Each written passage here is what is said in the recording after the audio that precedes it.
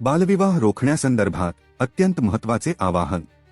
अक्षय तृतीयेच्या मुहूर्तावर काही ठिकाणी बालविवाह होत असल्याचे निदर्शनास आले आहे. अशा प्रकारास प्रोत्साहन देणे, त्यात सहभागी होणे किंवा तो रोखण्यास कसूर करणे याबाबत संबंधितांवर कठोर कारवाई केली जाईल.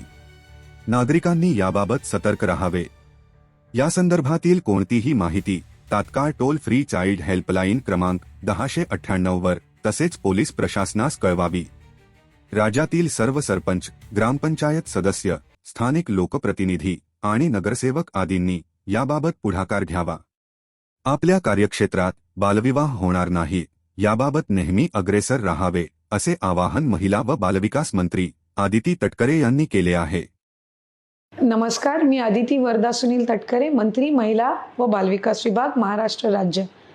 येत्या अक्षय तृतीयेच्या आपल्या सर्वांनाच मी मनापासून शुभेच्छा देते.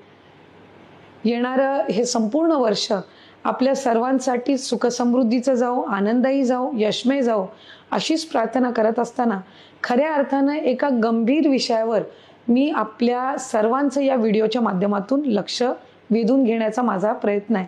अक्षय तृतीयेचा दिवस हा शुभ मानला जातो.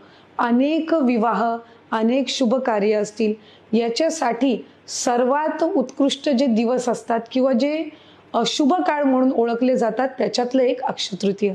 आपल्या आयुष्यातले नवीन नवीन पावलं, सकारात्मक पावलं ही उचलत असतो आपण ती या अक्षय तृतीयेच्या दिनी. पण त्याच दिवशी एक अतिशय गंभीर्यपूर्वक विषयाकडे सुद्धा मला आपल्याला लक्ष वेधून घ्यायचंय, ते म्हणजे बालविवाहांकडे. अनेकदा अक्षय तृतीयेचा दिवस हा विवाह सोहळ्यांसाठी सुद्धा अतिशय उत्तम आणि शुभ मुहूर्त मानला जातो. पण याच दिवशी दुर्दैवाने काही भागांमध्ये बालविवाह सुद्धा मोठ्या प्रमाणामध्ये किंवा कमी जास्त प्रमाणामध्ये होण्याच्या घटना या त्या ठिकाणी निदर्शनास आल्यात. खरं तर देशामध्ये बालविवाहांची संख्या घटते, महाराष्ट्र राज्यामध्ये सुद्धा ती घटत चाललेली आहे. पण ती फक्त घटून चालणार नाही, तर ती आपल्याला शून्यावर आणायची. आणि म्हणूनच या व्हिडिओच्या माध्यमातून माझं आपल्या सगळ्यांना आव्हान राहील, त्याचबरोबर जिल्हा प्रशासनांना सुद्धा आणि विभागाच्या सुद्धा प्रत्येक जिल्ह्यातल्या अधिकाऱ्यांना सूचना राहतील की या अक्षय तृतीयेला आपण सगळ्यांनीच गांभीर्यपूर्वक बालविवाह हे आपल्या जिल्ह्यामध्ये, आपल्या कार्यक्षेत्रामध्ये होणार नाही याची दक्षता आपण घेतली पाहिजे.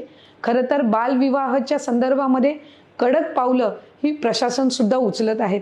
जिथे जिथे बालविवाह निदर्शनास येत आहेत तिथे संबंधित कुटुंबावरच नाही तर त्यांच्या सहित जे जे त्या बालविवाहामध्ये सहभागी होतील, म्हणजे अगदी तिथले पुजारी असतील किंवा तिथलं बँड पथक असेल किंवा त्या बालविवाहामध्ये सहभागी झालेले नातलग आणि गावकरी असतील, यांच्यावर सुद्धा गुन्हा दाखल करण्याच्या दृष्टिकोनातून कडक कारवाई ही त्या ठिकाणी केली जात आहे. त्यामुळे या सगळ्या गोष्टींचा विचार करून खऱ्या अर्थानं बालविवाह हा गुन्हा आहे. एखाद्या बालकाचं म्हणजे मुलीचं किंवा मुलाचं आयुष्य हे आपण बालविवाहाच्या माध्यमातून आपण ते खऱ्या अर्थानं दूषित करू नये किंवा त्यांचं आयुष्य हे बालविवाह त्यांचा करून आपण कुठेही चुकीच्या मार्गावर किंवा बर्बाद करू नये, ही दक्षता आई वडील म्हणून सुद्धा, पालक म्हणून सुद्धा आपण घेणं हे गरजेचं आहे.